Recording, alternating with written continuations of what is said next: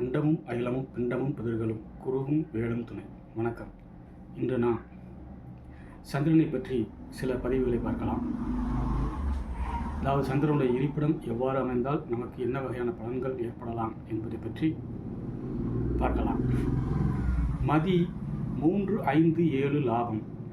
மகத்தான வாதி மணி மந்திரம் உள்ளோம்.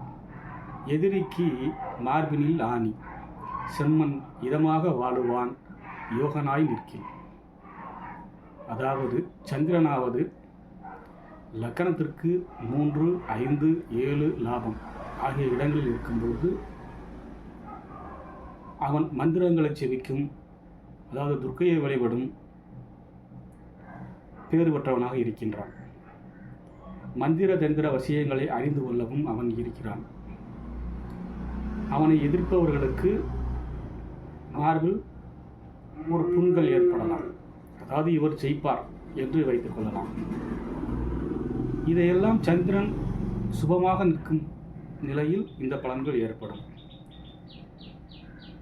அதாவது வளர்பிறை சந்திரனாக இருக்கலாம்.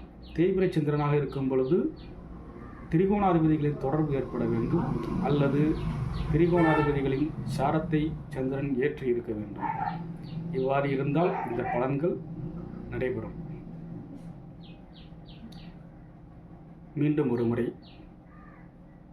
சந்திரனானது 3, 5, 7 லாபம் ஆகிய இடங்களில் இருக்கும் பொழுது அவன் மந்திர வசியங்கள் செய்துள்ள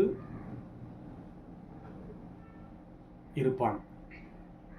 இதமாக வாழக்கூடிய, அதாவது நல்ல பாக்கியங்களையும் செல்வங்களையும் பெற்று அவன் வாழுவான் என்று நாம் அறிந்து கொள்ளலாம். இதே பாவமாக இருக்கும் பொழுது அந்த பாக்கியங்கள் ஏற்படுவதற்கு மிகுந்த தடைகள் ஏற்படும். நன்றி.